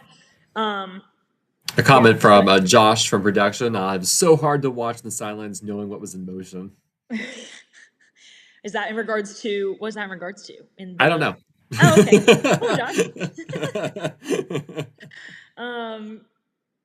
But yeah, I guess like it could have been one thing of like getting in there and like solidifying that yellow. Could have also been getting in there and then working with Rafa and Ant and being like, here, I'm back, but also like now I can be an extra number that you can have to turn on the other yellows. Also, I'm coming in with a bunch of blue people's support. Hey, now that I'm back, Vito says XYZ and I should work with you. Here, let me bring over a blue. Or, oh, I really got along with like Shannon on the other side. So like, let me bring you in because she told me to come work with you. Like, there's a lot of things that could have been maneuvered with some cross tribal power versus sending a And I blue. imagine you come in, you're just like, all right, Aaron, Sam, and Eric, or maybe just Aaron and Sam, like gotta go, or Leah as well. I don't know. At some point like that, you're probably like, hey, I am not pure yellow because I have some beef with certain yellow players. Yeah, I mean, I'm going to get back in and I'm not going to go, hey, let's get rid of Sam, because that strategy has not worked for 4 rounds back to back to back to back to back. So I'm kind of going to drop that strategy for now because clearly it's not Yeah. working. But if the time arises again, then sure. But yeah, I really don't think, I don't know exactly what my game plan would have been. It really would have been infiltrate, figure out all the information that you possibly can, and maneuver from there. And I think the problem with all of the two redemption people was they went in with, we had plotted and planned these whole game plans on redemption, and I was like, these are great plans in theory, but we don't know what any of the working relationships are right Yeah. now when we return. The biggest thing is to go in open-minded and find cracks, talk to everyone, tell them you're all a free agent, and figure out your way to maneuver versus going back in and going, yay, blue, fuck yellow. Like, I was like, that's a terrible idea, guys. Like, we have the numbers. Like, what are you doing? I don't know. But I guess it worked out. Courtney did really well with it, and I think Joe just went back into a hard predicament. But I think that I should have posed these thoughts more when I was trying to get back in. And then for some reason, Will and I were having beef, so he was like, he wanted to get back in and he was trying to target me because he thought that I was the other big competition to get back in. And so he was like bashing on me and why I would not do well when I got back in, when really I was like, dude, Joe's getting all the votes. Like, I don't know why you're going on me. And then Joe got all the votes. I got 2 votes. And that was enough to tie me with Courtney, who, by the way, no one was voting for because no one wanted to go against her in fire. And so she thought no one was voting for her. So she told everyone, don't vote for me. And then Bestie Rabdo over there in the hospital was like, I'm going to vote for Courtney twice. And then once Courtney had legs, obviously I'm going to lose in a tie vote to Courtney because everyone did want to vote for Courtney and didn't because they thought no one was going to, which is a great point for me because I was like, oh, if everyone thinks that no one's going to vote for her and no one does, then I actually could slide in with 2 votes. And I just needed a third. Yeah. And I didn't work that enough. Yeah. How was your fire making skills? Actually quite good. Like, Okay. in the game, I didn't get a chance to like really try or anything, but I did have to make fire in Survivor, and I did it in like 1:30. But I did also have a piece of paper, so like to do the spark on top of the piece of paper. So Gotcha.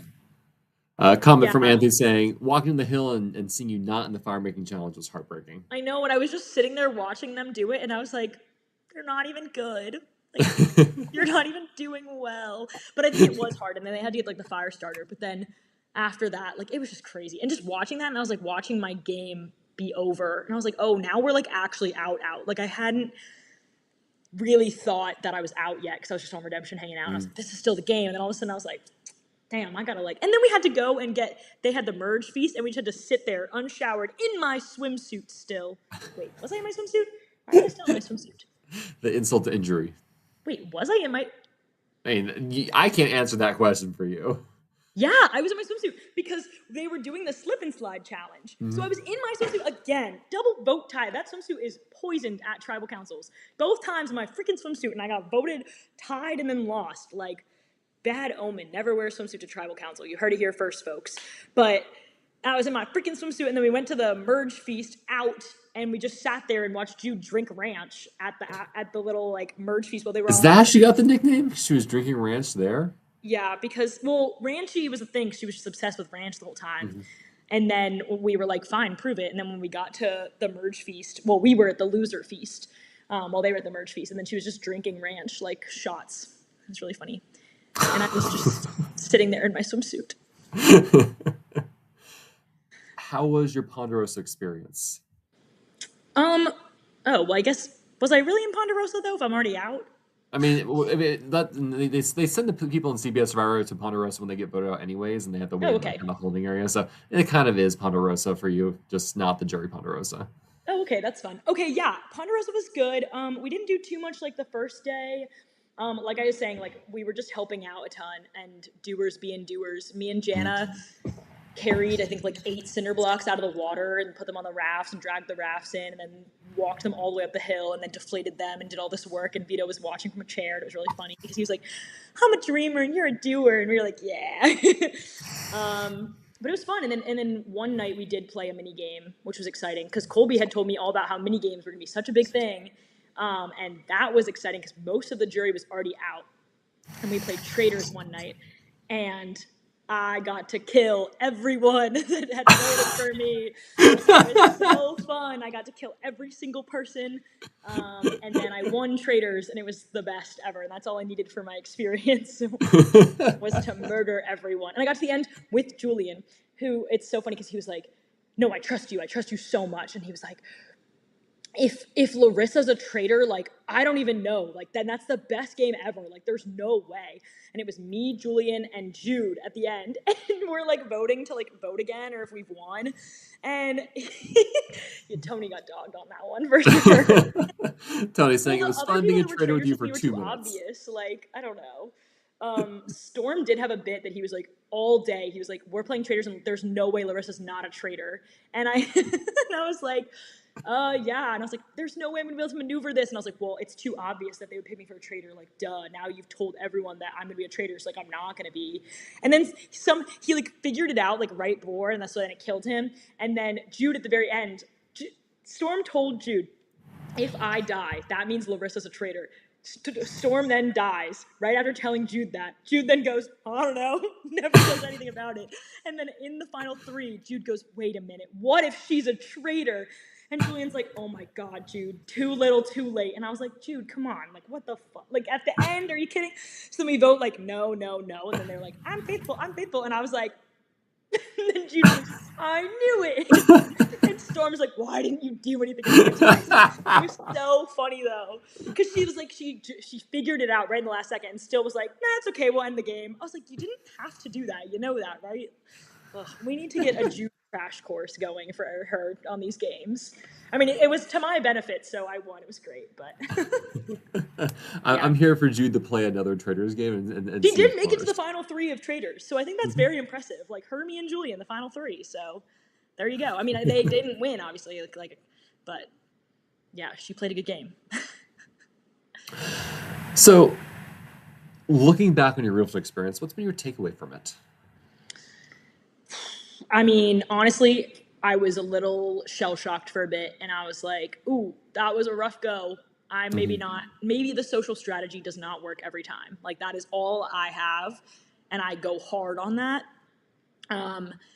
But then, like, thinking about it, I was like, no, I just went down that route and then didn't follow through on it. Like, if you're going to do it, you got to do it hard, expert level. And if you're not, then don't.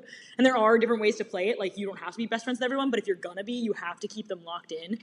So I think the biggest takeaway is just, like, that strategy and knowing that that is kind of my MO and I can do that, but I have to figure out I have to modify how I do it, and especially Reelfoot is just such a different game with those 2 days that maybe you don't be in the spotlight for the 2 days. I don't know. Well, you want to do something, but again, not like, but it's the middle ground is hard to play. Yeah, and the middle ground in this kind of game is super hard because you are just bonding as people for 2 days, and so it's hard for me as a social person to not just bond. I don't really know how to play the middle without bonding, but I do think again, like I think that this I just got screwed by not being swapped, kind of somehow still swap fucked. If that's an Yeah. option, by I not think if you're the first person voted after a swap, yes, you can say that about your swap. right there you go. So yeah, I feel like that was a big limit to me because I do feel like all of those people felt good with me. They Mhm. just felt concerned.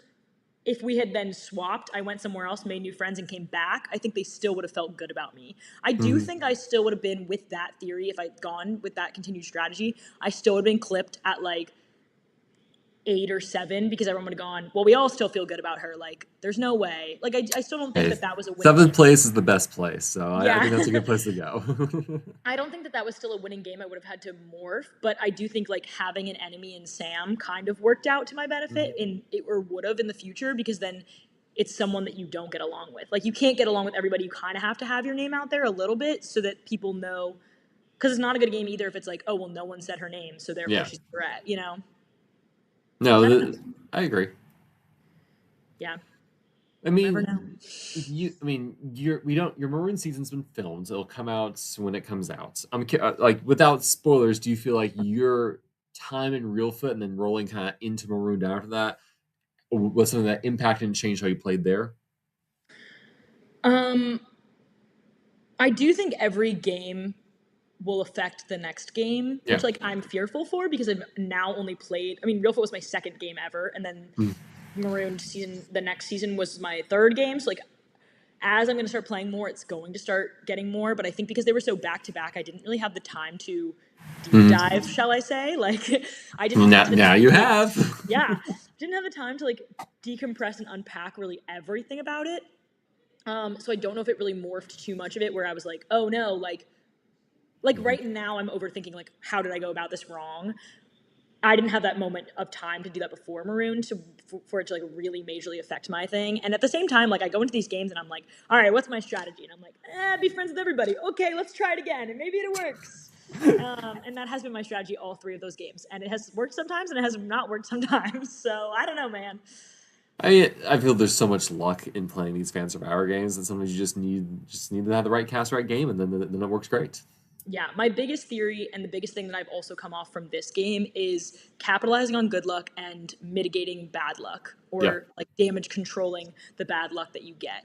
And I think that like this game specifically, it was just really difficult to navigate with this twist. Like this twist was Mhm. bad luck and it was repetitive bad luck, and I think that that was a difficult add-on that I don't know. It wouldn't happen in CBS Survivor, so maybe that gives me some faith still. Are you applying for CBS Survivor? Oh yeah, I mean I have applied like once when I was in high school still, like, or when I just graduated, but I probably should like now that I'm an adult and have like a personality, and then maybe now. That's what you should do tonight. Get the application out. Yeah, be like, oh, I have a personality now. You should hire me. We'll see. Well, Larissa, is there anything else about your experience you want to dig into that we haven't had a chance to do so yet? I'll probably think of like 17,000 things as soon as I hang up with this call, and then be like, no. But as of now, Part I've two? probably We can yapped always make that enough. happen. Hey, I'm always down to yap. You know me. Uh, so we're echoing the now that I have a personality. I mean, I probably always had a personality, but like now it's a good one. Like I like it now. I don't Now that know. I'm not a soulless game bot, look what I can accomplish in I these was an NPC games. for like the first like I don't know 3 years of my life at least. Probably had a personality since then, but like Well, hey, I mean, you talk about like, I mean, what is similar and different between playing a 7-day game like Reelfoot and a semester-long game like Survivor Maryland? holy heck, so much is different. I mean, Mm. it is the craziest game ever. I think I'm much better at LRG games than Survivor Maryland game style because there is 100 days of like every vote is a week. So it's Yeah. calling people, texting people, figuring out what people are thinking, meeting up with them for coffee every 5 seconds. Like, hey, I'm meeting with them for coffee, then I'm meeting with you for lunch, then I'm meeting with you to study and talk. Then I'm gonna go to the library, and like you're running around campus trying to talk to all these people, going to their dorms, like whatever. It's the most insane thing ever. But the biggest problem is, oh, so and so are two best friends. Well, I didn't know that. Well, they've been hanging out every Wednesday night and getting drunk together. Well, how was I supposed to know that? Like, this is, in this game, it's people clocked that me and Ant were close because we walked off together and talked strategy. People clock that Aaron and Eric have something going on because they walked off together and they looked at something. Like, people have clocked that that Yeah. kind of stuff is so much more CBS Survivor like. You cannot figure that stuff out in College Survivor. You are just flying blind for the entire game. For 100 days, you're flying blind. So it is impossible. I definitely, one thing I like about the live rally game experience is it's self-contained, right? I don't need to worry about school. I don't need to worry about job. I am here and I'm playing, and that's it. Versus like, I think I would lose my mind playing College Survivor just trying to juggle everything and be like, Oh my gosh. like, and so you're engineering. That's a greedy major of your time. Dude, So our final 5 challenge in All-Star season for Maryland was sundial. So you have like your feet offset on cinder blocks and you're holding onto our sundial in the middle of campus. And I had like my final capstone project the next day because I was a senior. And it wasn't until 4 p.m. the next day. We started at like 7 p.m. the night before, and it was like raining all night. We were like on that thing. I'd thrown up before I got there. And okay, I'll tell this dramatically, but I dropped at 9.5 hours first. I dropped first. And the next person was in front of like 4 hours, and then the final person dropped at 15 hours. So oh my like gosh. I was on there for 9.5 hours. I peed my pants 3 times, and I was still the first person off. That's how we're playing these games. It's the most insane thing ever because you're eating, you're sleeping, you're living your life. But I was standing at my capstone presentation for engineering the next day, like hobbling around because I was like, oh yeah, I was on the sundial in the middle of campus all freaking night. And there's And people your still friends there are right walking now. by and seeing you. People were like walking by being like, what is this? And like, what are you doing? And like serenading us or like coming back drunk from the bars and being loud. And we were like, I can't leave this poll. Like, you need to go away from me. It was a crazy experience. Colby did it his season too. He also lasted, I think, like 13 hours. Wow. Yeah, that's like an ongoing one. But theirs was also the summer, and mine was the summer as well. Yeah, they don't do it in the winter, I don't think. Cold, freezing. Though I do like when it's like I can't remember. It's the stair steps, the poles, and it's the holding on the poles as long as possible. I always Yeah. enjoy watching that challenge play on Survivor Ireland. That one I got second in. I also was on the pole for 3.5 hours, and I also then dropped, and the other girl won. But she had lost the season before in that challenge, so she was like determined to be there, and she had little tiny feet, so she beat me out. But yeah, no stuff. Well, and stuff like that is why in the redemption challenge it was endurance, and I was talking to Prod, and I was like, no, like I think I got it. Like I think I got it. And during that challenge, I actually not to a rhabdo level of pass out, but I was like starting to go in and out of consciousness and like my eyes were going black and I like would lean forward and kind of like and then catch myself and be like, oh, and then I like lean forward and catch myself. And then the third time I like leaned forward and by the time I caught myself, I was like halfway to the ground and I was like, no, I'm on the ground. And then like someone on Prod came over and like put an umbrella over me and was like, are you okay? And I was like, I'm just gonna lay here. I was like, I don't know. It was so bad. I was like, I'm seeing stars. Jude was squirting water into my mouth while I was competing. I was like, Jude, water me. She was like, it was so funny. She dropped after 3 seconds. She was like, I don't want to do this. So like 3 minutes in, she just steps off. And then she starts coming around like spraying me with bug spray. She's like, what do you need? And, like she was my little like corner man for like wrestling. I don't even know what it's called. Someone that like literally she was squirting water from my canteen into my mouth. I was like, thank you. It was funny. So I have some wrap-up questions for you. Are you ready? Okay, yes. So, if you can go back in time and give yourself one piece of advice while we're playing this game, what would you tell yourself? See, I knew these were coming and I didn't even think about them.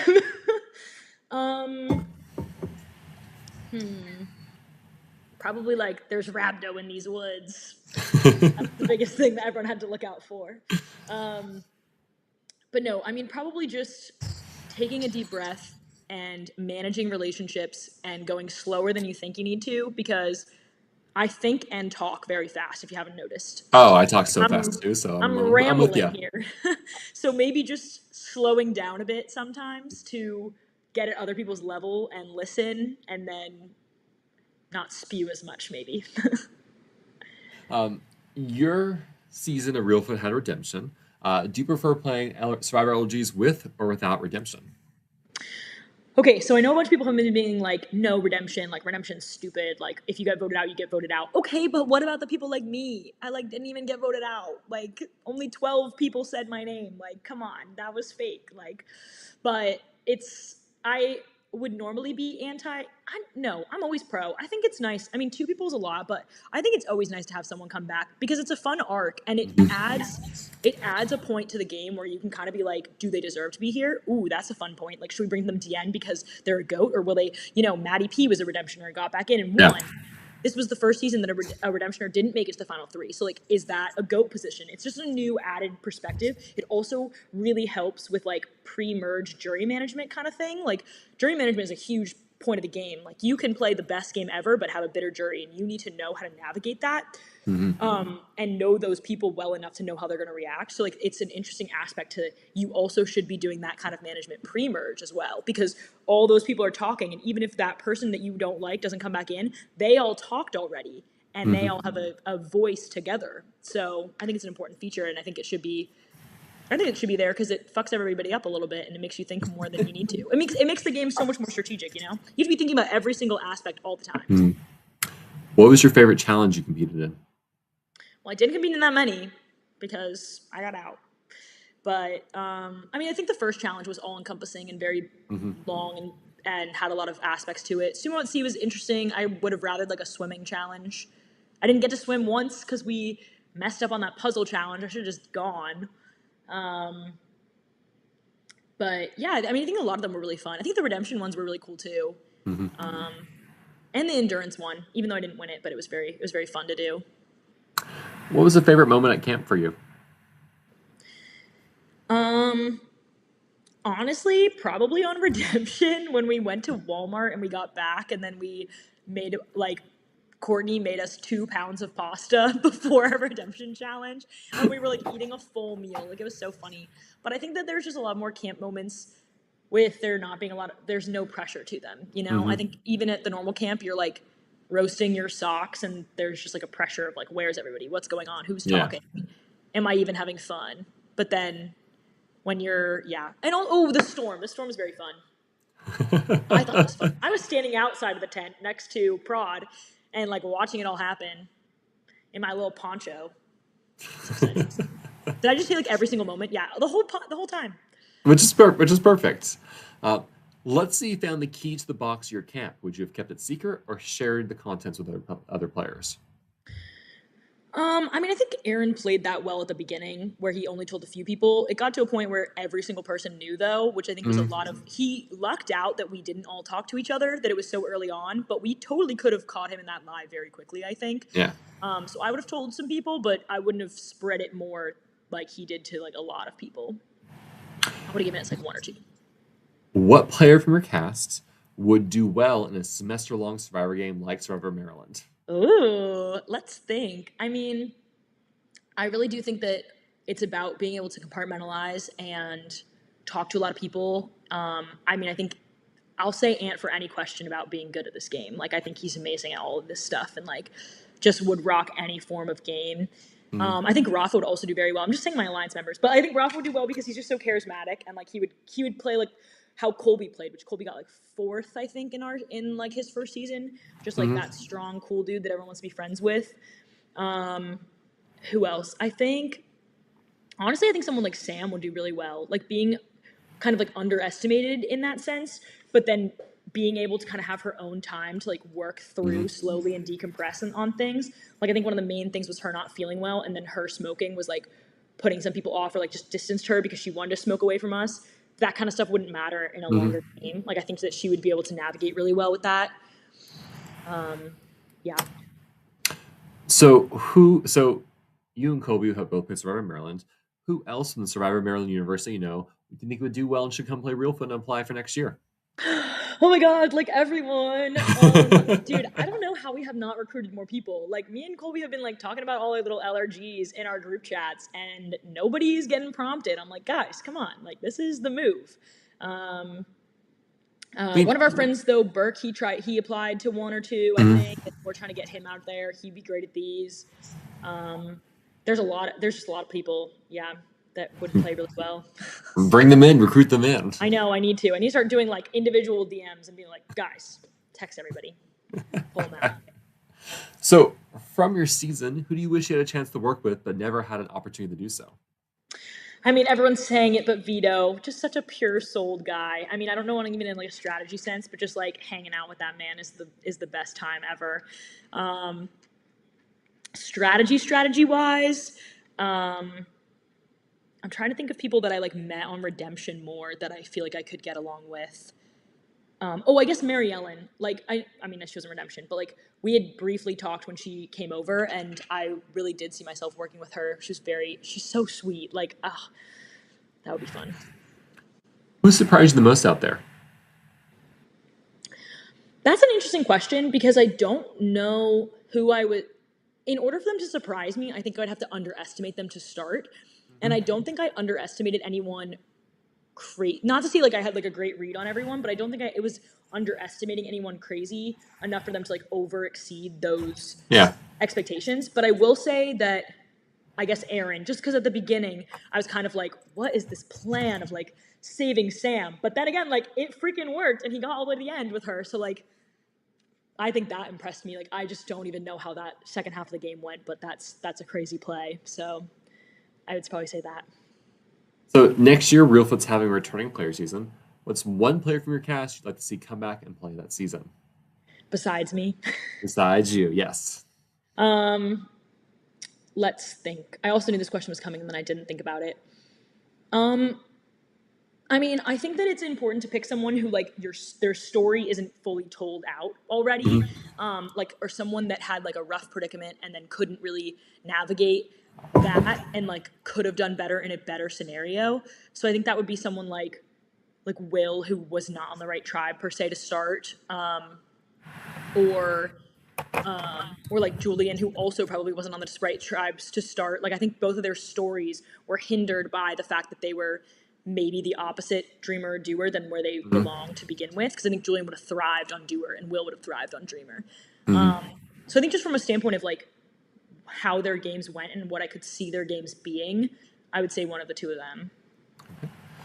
Well, thank you so much. This has been a lot of fun. I really enjoyed picking your brain and hearing about your experience. I'm glad you came out and played Reelfoot, and I'm excited to finally start tuning in and watching some Maroon to see you play. Oh yes, exciting! Yeah, guys, everyone go watch it when it comes out, or watch season 3. I'm already there. Very exciting. We live in an age where there's more live reality games out there than I can possibly watch, which is such a great problem to have. I love it. Yeah, I mean it's new too. It's pretty baby, so it's like not as heard of when Mhm. I talk about it anyways, but yeah, would highly recommend. Well, Larissa, thank you so much. Thank you everyone else for tuning in. This has been another episode of the Live Reality Game Podcast. Unless someone comes in the woodwork, I think this is going to conclude a season of I guess a post-season interview season. So, Larissa, thank you for having the final word. Yes, best for last. Haha. Yeah. um, you'll see more stuff coming up at Surviving Bloomington just wrapped up, so I'll be on a podcast for that. Hoping to do some Mole, Ohio stuff this fall, and who knows, we'll see where life takes me. But Larissa, thank you again. Thank you everyone else, and have a great rest of your evening. Thanks, you too.